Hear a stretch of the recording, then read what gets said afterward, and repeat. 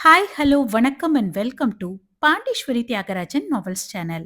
இப்போ நீங்க கேட்க போற கதையோட தலைப்பு என் இனிய காவலனே, காதலனே. இந்த கதை உங்களுக்கு பிடிச்சிருந்தா லைக் பண்ணுங்க. உங்களோட ஃப்ரெண்ட்ஸ் அண்ட் ஃபேமிலிக்கு ஷேர் பண்ணுங்க. மறக்காம உங்களோட கருத்துக்களை கமெண்ட் பாக்ஸ்ல கமெண்ட் பண்ணுங்க. டெய்லி கதையை தொடர்ந்து கேட்கணுமா? எங்களோட சேனலை சப்ஸ்கிரைப் பண்ணுங்க. கூடவே பெல் ஐகானையும் கிளிக் பண்ணுங்க. வாங்க கதைக்குள்ள போகலாம். என் இனிய காவலனே, காதலனே. அத்தியாயம் 30. ஆதிதேவனின் இந்த கேள்வி அமிர்தினிக்குள் சுனாமியை ஏற்படுத்தியது. தீனா தனக்கு அழைத்தது இவருக்கு எப்படி தெரியும் என நினைத்தவள் வாய் திறந்து மட்டும் கேட்டிடவில்லை. அவளது உடல் அதிர்விலேயே கண்டு கொண்டவன் கண்களை இறுக மூடி திறந்தான். அணைப்பில் இன்னும் அழுத்தம் கொடுத்து தன்னோடு நெருக்கியவாறு, என்ன சொன்னா அவன்? அதான் உன் ஃப்ரெண்டு தீனா. எதுக்கு உன்னை வர சொன்னா என இறுதி வாக்கியத்தில் தேவனின் குரல் மாறியது. எச்சிலை விழுங்கியவள் முகத்தை பக்கவாட்டாய் திருப்பி அவன் முகம் நோக்கினாள். இயல்பாக இருந்தாலும் ஆதிதேவனின் மனம் கொதித்துக் கொண்டிருப்பதை அவளால் உணர முடிந்தது.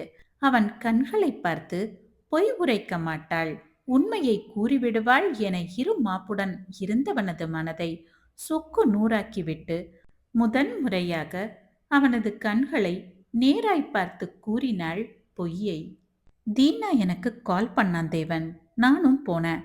ஆனா அவன் அங்க வரல என்றதும் ஆர்வமாய் கேட்டவனது முகம் விழுந்து விட்டது. மனதில் இருந்து ஏதோ விட்டு போன உணர்வு. எதிர்பார்த்திடவில்லை ஆதிதேவன். அவன் அவளை எண்ணி கர்வமாய் இருக்க, அவளோ அவனது கர்வத்தை உடைத்து போட்டாள் வார்த்தைகளால்.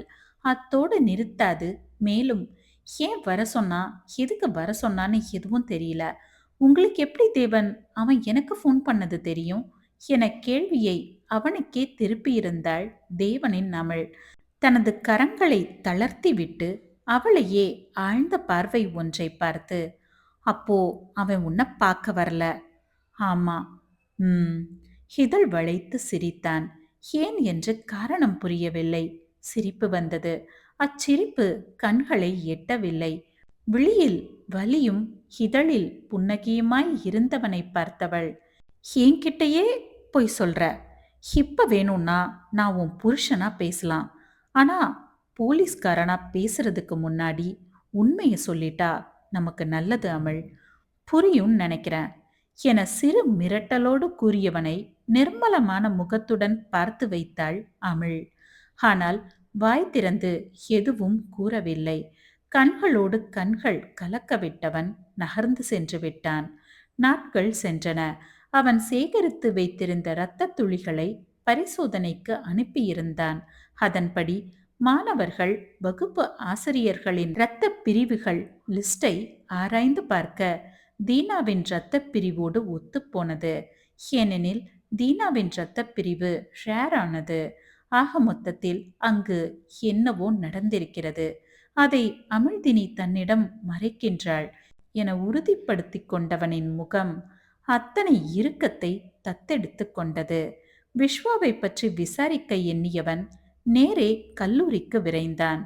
ஜீப்பை கல்லூரி வாசலில் நிறுத்திவிட்டு இறங்கியவன் என்ன நினைத்தானோ, அங்கிருந்த வாட்ச்மேனிடம் சாதாரணமாக பேசியவாறு விஸ்வாவை பற்றியும் அப்படியே தீனாவை பற்றியும் கேட்டுவிட்டு இறுதியில் ஹேமாவினை பற்றி கேட்க, அதில் நினைவு வந்தவராய் அக்காவலாளி மேலும் ஒரு குண்டை தூக்கி ஆதிதேவனின் தலையில் போட்டார்.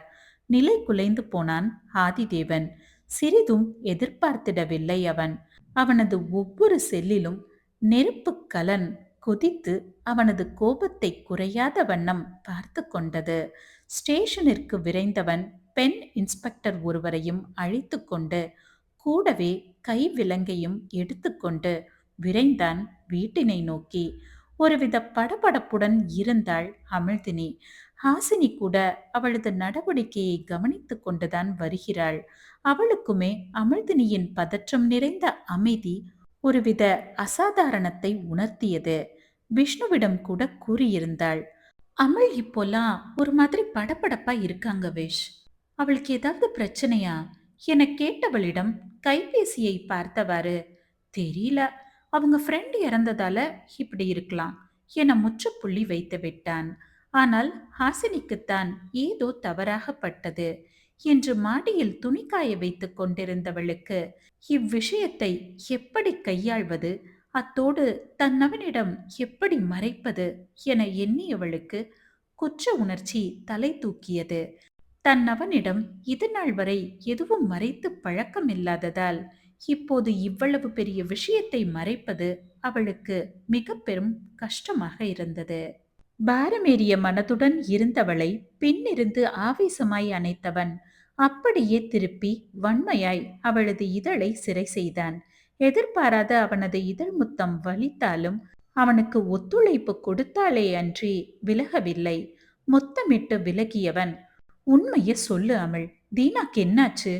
அது அது எனக்கு எதுவும் தெரியாது என திக்கி திணறி கூறியவளை இரு பாக்கெட்டிலும் கை நுழைத்தவாறு, ஓ, உனக்கு தெரியாது?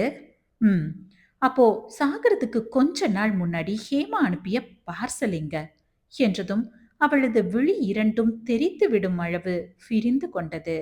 தலை சாய்த்து கேட்டவன் பல்லை கடித்து, சொல்லு, இப்ப நீ என்கிட்ட இருந்து தப்பிக்க முடியாது, உண்மைய சொல்லு, அப்புறம் என்ன போலீஸ்காரனா மாத்திடாத என விரல் நீட்டி எச்சரித்தவனின் உடல் மொழி வேண்டுமானால் இறுக்கமாய் இருக்கலாம். ஆனால் அவனது கண்கள் கோபத்தையும் மீறி தன்னிடம் உண்மையை உரைத்துவிட மாட்டாயா என இறைஞ்சியது. அதை காண சகிக்காது, எனக்கு எதுவும் தெரியாது என்றதும் தான் தாமதம். அவளை தர தரவென இழுத்து வந்தவன் வீட்டின் நடு ஹாலில் நிற்க வைத்தான். அப்போதுதான் அமிர்தா, ரேணுகா இருவரும் வண்டியில் இருந்து இறங்கிய இரண்டு பெண் காவலர்களை பார்த்துவிட்டு அவசரமாய் வீட்டிற்குள் நுழைந்தனர். அரண்யா மற்றும் சிவநாதனை தவிர்த்து வீட்டில் அனைவரும் இருந்தனர்.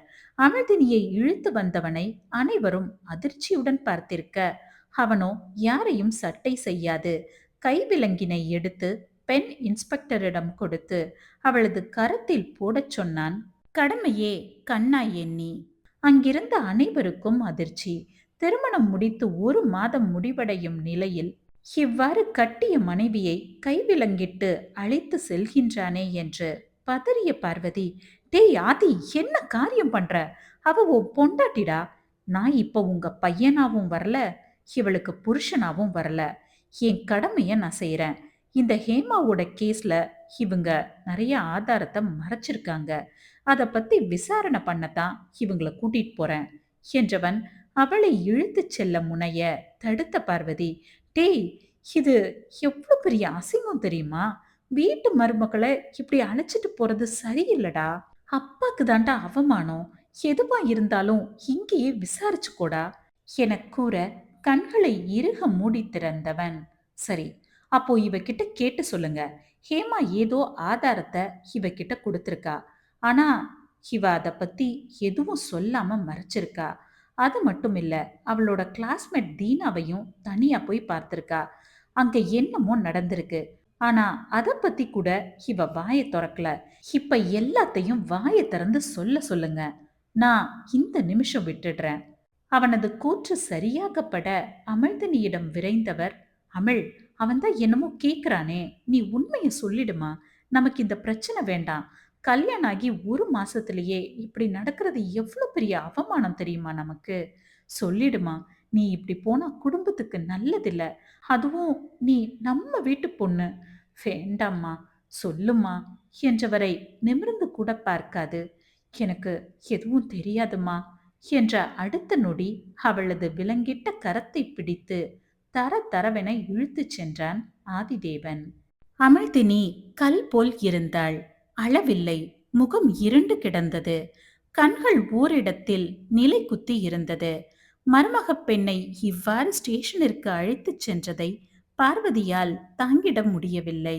விளைவு, அதீத இரத்த அழுத்தத்தினால் மருத்துவமனையில் அனுமதிக்கப்பட்டார் பார்வதி.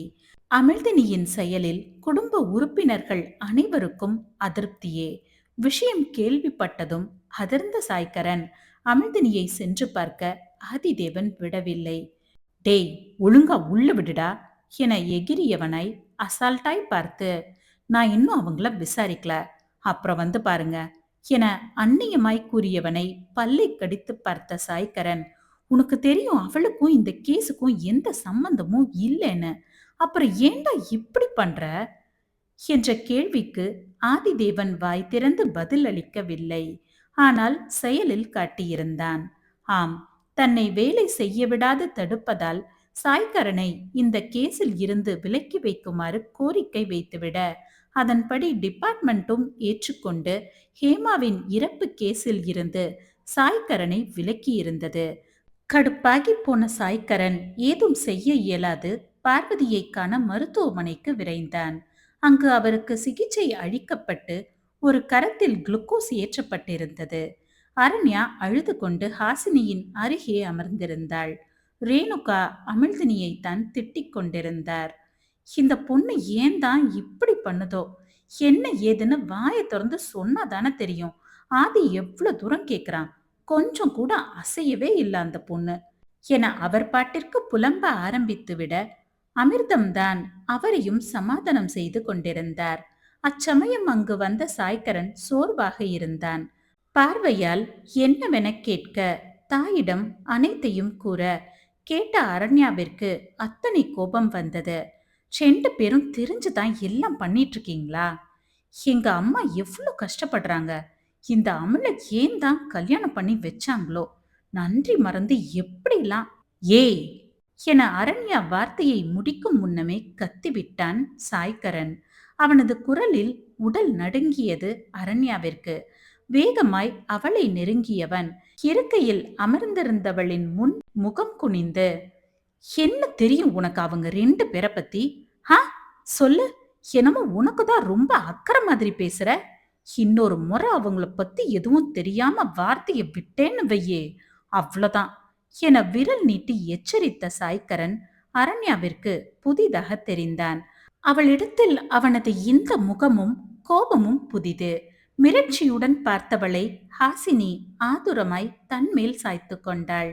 அவளது அந்த மிரண்ட முகம் என்னவோ செய்ய தலையை அழுந்த கோதிக்கொண்டு விலகிச் சென்று விட்டான். செல்லில் அடைத்திருந்தனர் அமிழ்தினியை. இறுதி முயற்சியாக அவளிடம் பேசினான். இருட்டறையில் கீழே அமர்ந்திருந்தவளின் முன் மண்டியிட்டு அமர்ந்திருந்தவனின் முகத்தை ஆராய்ந்தாள். அதில் காவல்காரன் மறைந்து அவளது கணவனின் கனிவு தெரியவும் பாய்ந்து சென்று கழுத்தில் முகம் புதைத்து அழுதாள். அவள் அழும் வரை முதுகை ஆறுதலாய் நீவியவன், மனம் கேட்காது, உனக்கு நான் முக்கியம் இல்லையா அமிழ்? எத்தனை முறை கேக்குற, உண்மைய சொல்லேண்டி. அந்த பொறுக்கி என்ன பண்றான்னு தெரியுமா உனக்கு? பாவண்டி அந்த ஹேமா. இன்னும் அந்த பொண்ணு மாதிரி எத்தனை பேரு பாதிக்கப்பட்டிருக்காங்களோ, அவங்களுக்காகவாச்சும் உண்மைய சொல்லுடி என்றதும் நிமிர்ந்து பார்த்தவள் கரிக்கும் கண்களை மறைக்காது அவனது கன்னம் தாங்கி, எனக்கு நீங்க மட்டும் முக்கியம் இல்ல தேவன், உங்களை சுத்தி இருக்கிறவங்களும் முக்கியம். என்கிட்ட எதுவும் கேட்காதீங்க என்றதும் தன்னிடம் இருந்து அவளை உதறியவன் ஆக்ரோஷமான குரலில், அப்போ சொல்ல மாட்டதானே? அவ்வளோ அழுத்தம் உனக்கு, சரிதான், அனுப்ப விடி. அந்த தீனாவை பிடிச்சு முட்டிக்கு முட்டி தட்டி தோலை உரிச்செடுக்கிறேன் என்றவன், ஜனனி என அந்த அறையே அதிரும் வண்ணம் அழைத்தான் பெண் இன்ஸ்பெக்டரை. விழுந்தடித்து வந்த பெண்மணியிடம், உண்மைய சொல்ற வரைக்கும் அடிங்க என கூறிவிட்டு கதவில் கை வைத்தவன் அப்படியே நின்று தலையை மட்டும் திருப்பி, பாரபட்சம் பார்க்க வேண்டாம் என தயங்கியவரிடம் உரைத்துவிட்டு விறுவிறுவென வெளியேற, அடுத்த நொடி அமிழ்தினியின் அலறல் சத்தம் அவனது காதினை அடைந்தது. தொடரும்.